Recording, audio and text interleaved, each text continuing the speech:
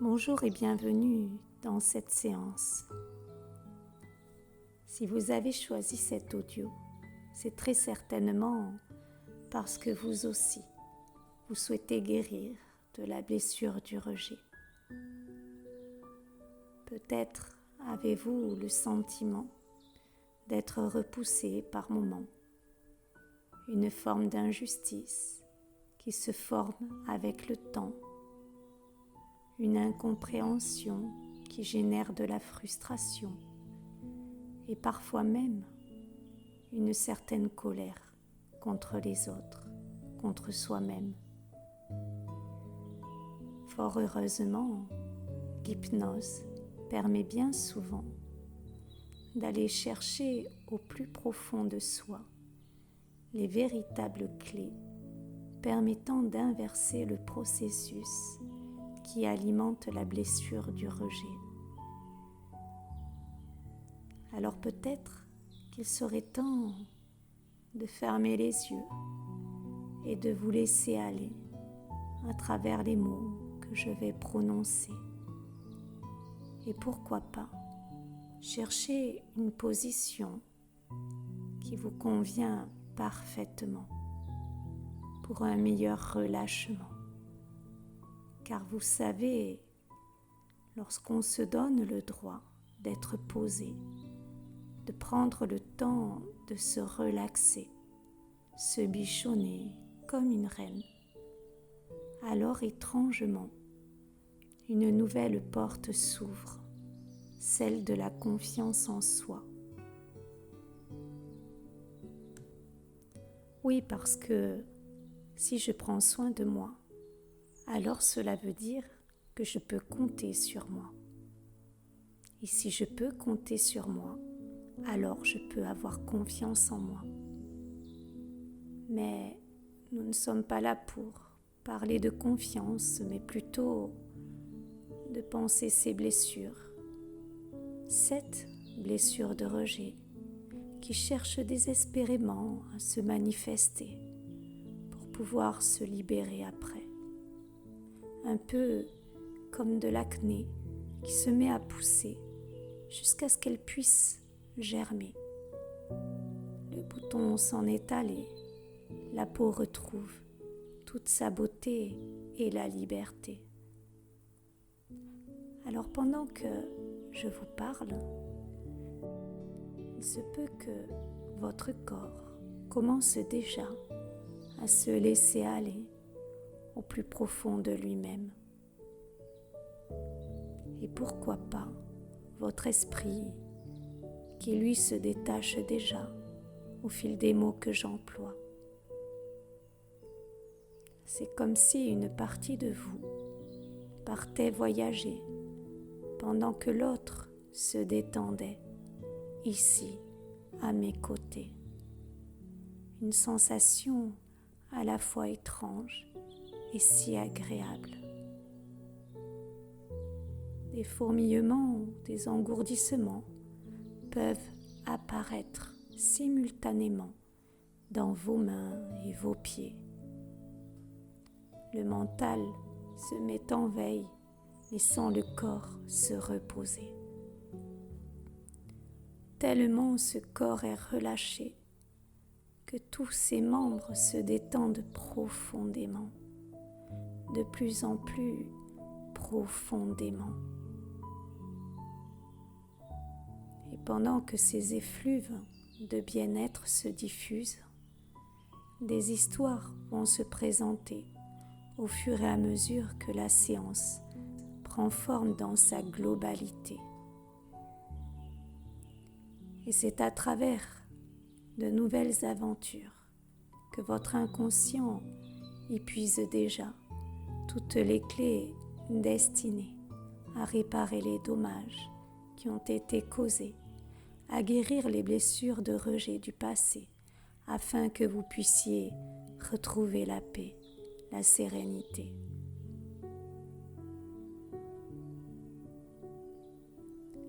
Je vais commencer par vous raconter l'histoire d'un homme qui s'appelait Bernardo. Il avait l'apparence d'un ogre, tant il était grand, costaud et bossu. Bernardo vivait reclus dans la forêt, dans une maison faite de bois. Étrangement, celle-ci était si petite qu'on se demandait si ce n'était pas la demeure des 7 nains. À la réalité, il l'avait construite en la rendant si chaleureuse qu'il en avait oublié son immensité. Peu importe, il s'y plaisait même s'il devait se baisser pour entrer chez lui, même si ses pieds dépassaient de son propre lit. À croire qu'il se voyait tout petit alors que c'était un géant. Et tous les jours, il adorait sortir pour aller cueillir des fraises des bois ou bien trouver de quoi nourrir les oiseaux. Il aimait tellement les animaux qu'il prenait plaisir à les observer, leur confectionner un nid douillet ou encore leur offrir son hospitalité. Il avait le cœur sur la main. Ce qui m'a particulièrement touchée, c'était de voir sa hargne, de se cacher lorsque des promeneurs s'approchaient de son territoire. On aurait dit qu'il avait la peste ou une maladie contagieuse qui pourrait faire fuir n'importe qui. Faut dire que lorsqu'il était petit, il a vécu des moments bien difficiles pour son âge. Les enfants de sa classe ne l'ont pas épargné. Il le regardait avec dégoût ou bien même peut-être de la pitié. Oh, d'autres, j'en suis sûre, en étaient très effrayés. Et il se souvient le jour où il s'était précipité pour aider une camarade. Celle-ci avait hurlé si fort qu'il crut que son geste l'avait peut-être blessé. Il en avait été tout retourné. Et pour couronner le tout, le lendemain, cette jeune fille avait changé d'école. Son cerveau n'a pas mis longtemps à faire le lien entre sa présence et la perte de cet élève. Il se sentait si honteux d'avoir une apparence aussi repoussante qu'il en pleurait tous les soirs dans son lit.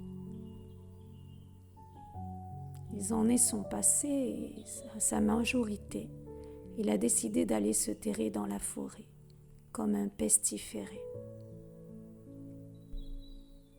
Voilà pourquoi Bernardo se cachait. Il avait décidé, pour le bien des autres, pour son bien, de s'effacer. Heureusement, un jour, un ancien camarade vint lui rendre visite pour lui demander pardon, pour lui dire combien il était désolé d'avoir agi de cette façon. Il avait une partie du visage brûlé à cause d'un incendie. Et depuis ce jour-là, il pouvait ressentir la peine de Bernardo. Pour la première fois, Bernardo eut envie de partager ses douleurs anciennes, comme pour s'en libérer. Et son ancien camarade lui expliqua les véritables raisons qui ont poussé la jeune fille à changer d'école. En fait, il n'y était absolument pour rien. Elle venait de déménager. Si seulement Bernardo l'avait su plus tôt. Et si seulement il avait compris qu'il n'y était pour rien dans toute cette histoire. Tant de choses se bousculaient dans sa tête. C'est là que ce nouvel ami est intervenu, en lui disant qu'il serait temps pour lui de se montrer, de faire face à la communauté, de faire face à ses peurs de rejet. Et c'est comme cela que Bernardo décida de revenir à l'humanité. C'est comme cela qu'il reprit une vie sociale et équilibrée. Et si vous aussi, vous décidiez de transformer cette peur du rejet en confiance, si vous surpassiez cette peur pour montrer qui vous êtes en réalité. Après tout, Qu'avez-vous à perdre? On a tous le droit d'être aimé, non? Il fut un temps, dans un pays lointain, il y avait une tribu qui vivait dans la montagne. Cette tribu indienne passait tout le clair de leur temps à chercher un endroit convenable pour leur famille, pour leurs enfants. Et le chef de la tribu était très embêté, car à chaque endroit, il y avait un problème. Dans le premier, il manquait de l'eau à proximité. Dans le second, il y avait pas mal de dangers. Dans le troisième, la nourriture était assez loin à trouver. Bref, il était désespéré. Alors tous les soirs, il se mettait à prier. Et puis étrangement, une voix dans le ciel commença à lui parler. Et elle lui dit: « Quel est l'endroit qui vous plaît le mieux ?» Alors, le chef lui dit: « C'est le premier, c'est celui que j'avais pensé en premier. » Et qu'est-ce qui ne va pas dans le premier? Eh bien, il manque de l'eau. Mais ne sais-tu pas qu'il te suffit simplement de le demander et tu trouveras. Alors le chef était très étonné de cette voix. Le lendemain, il décida d'emmener la tribu au premier endroit destiné. Ils commencèrent à s'installer. Puis dans la journée, les autres Indiens se posaient des questions parce qu'ils savaient bien qu'il n'y avait pas d'eau dans cet endroit. Alors, ils allèrent voir le chef et lui demandèrent: « Mais comment comptes-tu procéder pour trouver de l'eau ?» Alors ils les regardèrent et ils lui dirent: « Écoutez bien le ciel.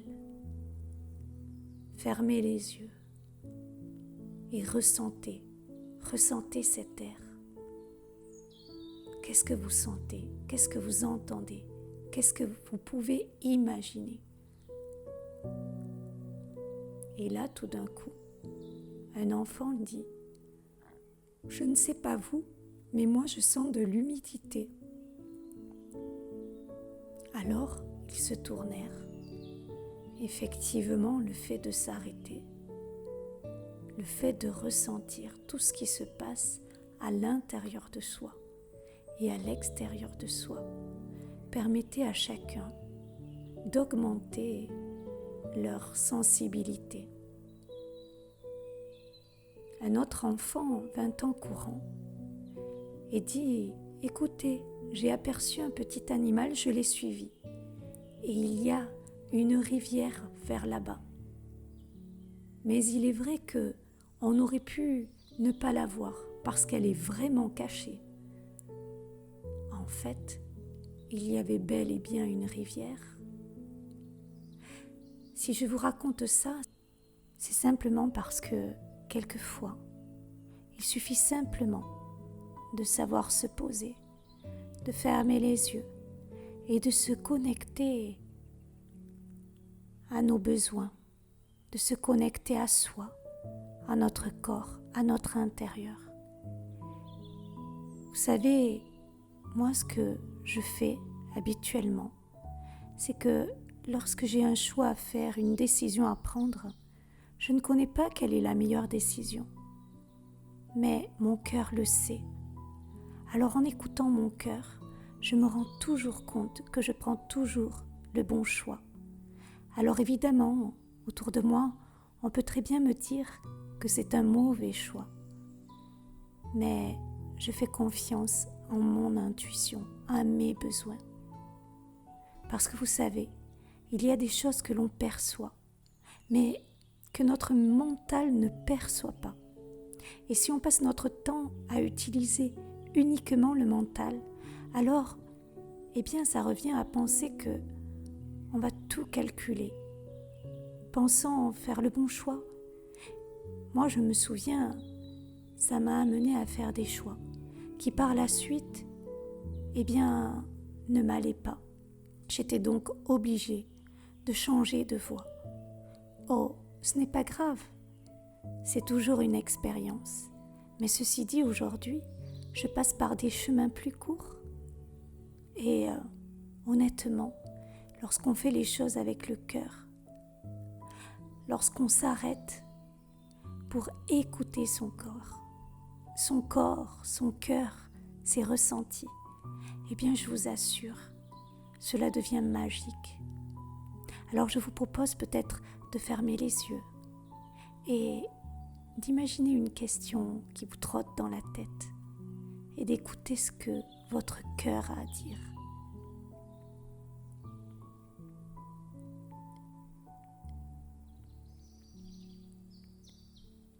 Samantha est une jeune fille d'affaires active, très active.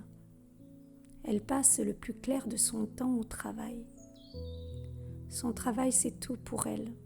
C'est son équilibre, son identité, son bébé, sa maison. Elle ne vit que pour lui. Ce qui pourrait être dommage, puisque c'est une belle femme, intelligente et très agréable. Elle a trouvé refuge depuis ses 18 ans. Elle semble heureuse, épanouie. Mais ça, je dirais que c'est son apparence. Elle est toujours dynamique, sûre d'elle, forte et pleine de bonne volonté. Ce que ses collègues ignorent, c'est que tous les soirs, elle appréhende de s'endormir. Faut dire que durant son enfance, ses parents se sont séparés, alors que rien ne laissait présager une telle situation. Elle se retrouvait dans l'incompréhension et refusait totalement cette séparation. Et pendant des mois, elle se mettait en colère, refusait d'écouter ses parents. Une petite rebelle, une enfant qui cherchait à extérioriser sa colère. Et puis les années se sont écoulées et la colère s'est complètement réprimée. Ou si vous préférez, imprimée. Depuis, elle transformait cette colère en force pour pouvoir avancer dans ses projets. Mais si on avait pris la peine d'expliquer à cette petite Samantha qu'elle n'y était absolument pour rien dans la séparation de ses parents, si petite elle avait su qu'elle ne pouvait rien y changer, mais surtout qu'elle resterait toujours leur petite fille adorée, alors c'est sûr, aujourd'hui elle serait certainement mariée. Elle aurait de beaux enfants et une vie bien équilibrée. Bref, en résumé, même si elle a réussi à transformer sa colère en force, ce qui est une excellente chose, qui sait, peut-être qu'elle s'autoriserait à avoir une vie encore plus heureuse, plus épanouie. Je vous laisse méditer sur le sujet. Une dernière histoire. C'est l'histoire d'une princesse qui n'était pas comme ses sœurs. Elle avait le pouvoir de guérir les autres par la pensée. Seulement, les gens du village la voyaient comme une sorcière. Alors un jour, elle décida, pour être comme les autres, d'étouffer ses dons. Faut dire que dans l'enfance, elle a vu sa tante préférée se faire bannir de leur foyer, juste pour une question de croyance. Heureusement, comme j'aime les fins heureuses, son prince charmant lui fit comprendre qu'il l'acceptait totalement. Ils décidèrent tous les deux de partir du château et d'aller vivre dans un endroit où elle serait acceptée avec ses dons si particuliers. Après avoir trouvé un foyer où elle se sentait acceptée dans son intégralité. Elle rayonna si fort que tout le quartier était illuminé. Et si vous aussi, vous preniez le temps de récupérer toutes les parties de vous que vous avez laissées dans le passé. Imaginez maintenant que vous avez en face de vous la partie de vous qui a peur du rejet.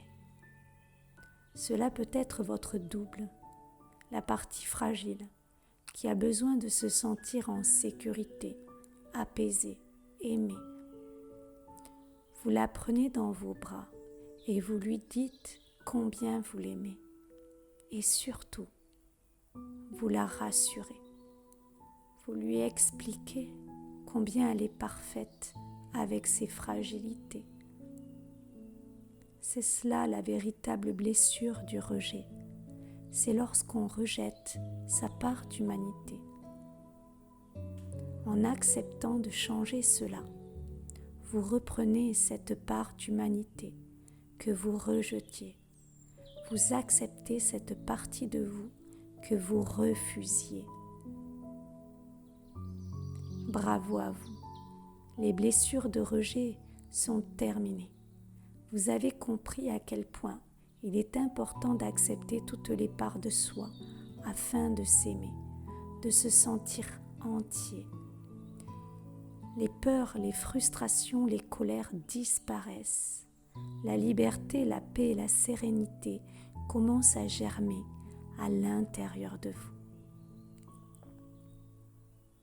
Votre inconscient a réussi à inverser le processus. Bravo à vous. Je vous remercie. Je remercie votre inconscient pour les changements positifs qu'il est en train de mettre en place pour vous.